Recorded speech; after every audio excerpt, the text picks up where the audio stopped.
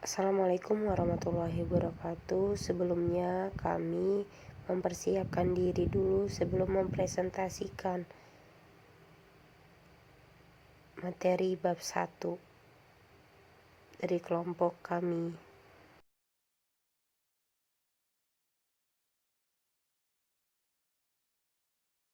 Assalamualaikum warahmatullahi wabarakatuh. Di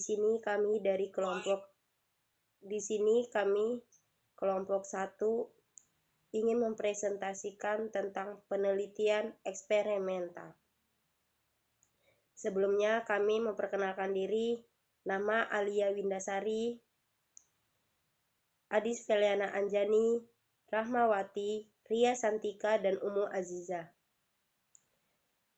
Mata kuliah Metodologi Penelitian. Dosen pengampu Bapak Ardian Ashari, MPD. Sebelumnya kita harus tahu apa penelitian eksperimental.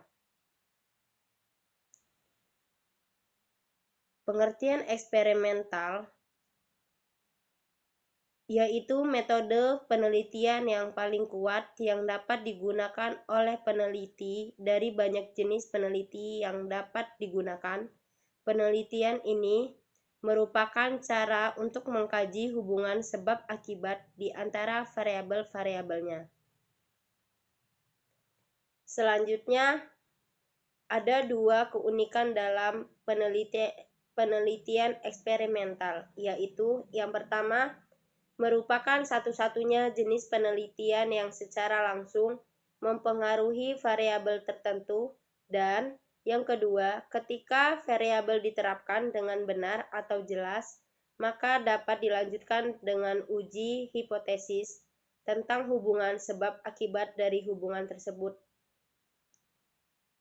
Jadi, penelitian eksperimental ini ada dua variabel. Yang pertama variabel bebas, yang kedua variabel terikat. Variabel bebas disebut juga variabel perlakuan atau variabel eksperimental. Sementara variabel terikat disebut variabel kriteria atau variabel hasil karena berkenaan pada hasil yang ingin dicapai dalam penelitian. Selanjutnya, karakteristik utama yang membedakan penelitian eksperimental dengan jenis penelitian lain adalah peneliti memanipulasi variabel bebas. Nah, variabel bebas sering dimanipulasi dalam penelitian pendidikan, yaitu seperti metode mengajar, jenis tugas yang akan diberikan, materi pembelajaran, atau bahan ajar, bentuk penghargaan yang diberikan kepada siswa, dan jenis pertanyaan yang diajukan oleh guru kepada siswa. Selanjutnya, variabel terikat yang sering dipelajari meliputi prestasi, minat belajar, rentang perhatian, motivasi, dan sikap terhadap sekolah. Jadi, variabel bebas ini dimanipulasikan dulu. Nah, terus beberapa contoh dari jenis penelitian, yaitu motivasi pasif. Nah, motivasi pasif ini perbandingan pembelajaran kooperatif dengan bantuan komputer, pembelajaran kompetitif, dan pembelajaran individualistik. Nah, bisa dilihat di layar. Selanjutnya, sebuah kelompok konseling secara intensif mencegah intervensi. Nah, dia mempengaruhi remaja dengan resiko tinggi dalam sekolah. Jadi kalau konseling ini, dia ini lebih pengaruhnya ke remaja yang resikonya tinggi dalam sekolah. Yang ketiga, efek dari pertanyaan siswa dan pertanyaan guru terhadap pemahaman konsep siswa. Yang keempat, mengubah praktik mengajar di kelas untuk meningkatkan hubungan dan prestasi rendah siswa. Selanjutnya, mnemonic versus non-mnemonic, kosakata strategi pembelajaran untuk anak-anak. Selanjutnya, bisa kita lihat ada ide yang mendasari semua penelitian yang sangat sederhana. mencoba sesuatu dan mengamati apa yang terjadi secara sistematis. Nah, eksperimen formal ada dua kondisi. Yang pertama, setidaknya ada dua kondisi atau lebih, atau ada dua metode yang akan dibandingkan sebagai kondisi perlakuan. Nah, kondisi perlakuan ini seperti variabel bebas.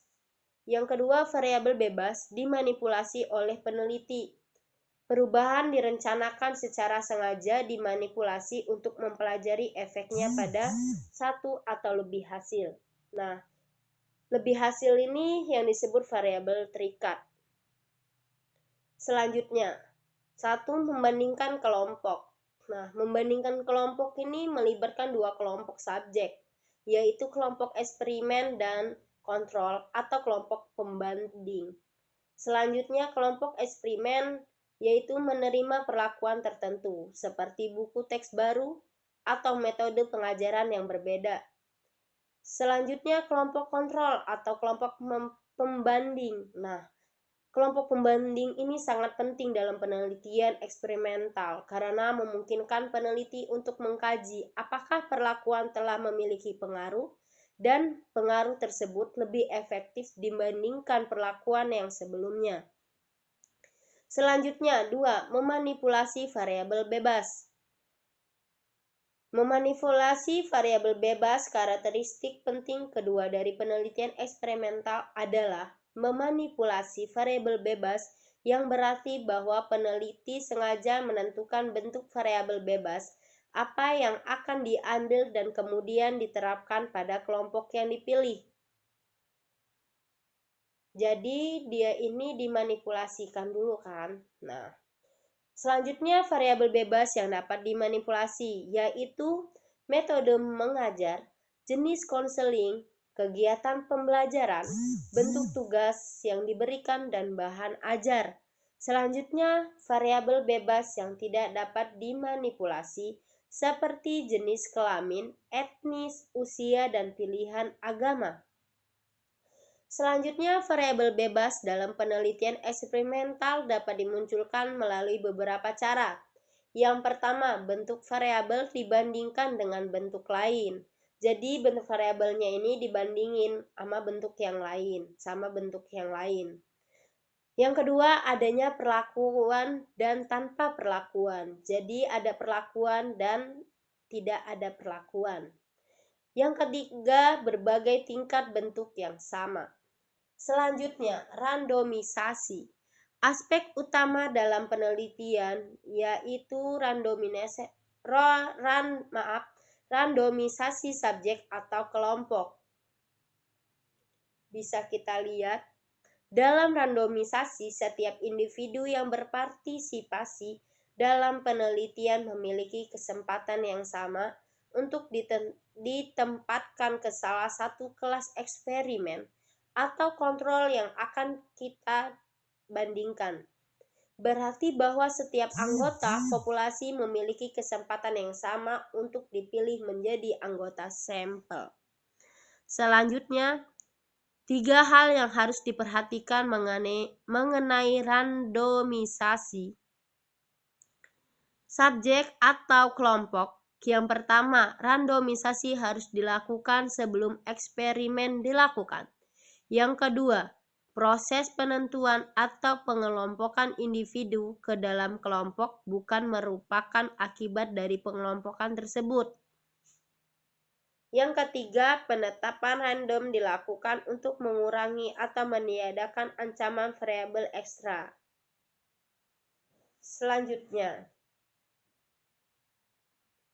dalam penelitian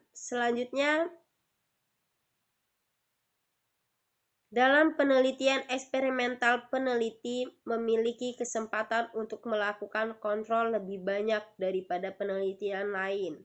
Bisa kita lihat seperti menentukan perlakuan, memiliki sampel, menentukan individu untuk kelompok, menentukan kelompok yang akan diberikan perlakuan, dan melakukan kontrol terhadap faktor-faktor lain. Peneliti harus memastikan bahwa kedua kelompok yang dipilih adalah ekivalen, memiliki karakteristik subjek yang sama. Cara peneliti meminimalkan atau menghilangkan ancaman terhadap karakteristik subjek. Randomisasi, yaitu subjek dapat ditentukan secara random untuk berbagai kelompok yang terlibat dalam studi eksperimental. Peneliti dapat mengasumsikan bahwa kelompok setara. Nah, inilah cara terbaik untuk memastikan bahwa pengaruh dari satu atau lebih variabel ekstra telah dikendalikan.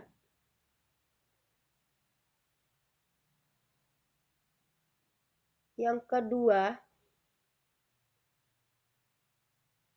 sebelumnya sampai di sini dulu yang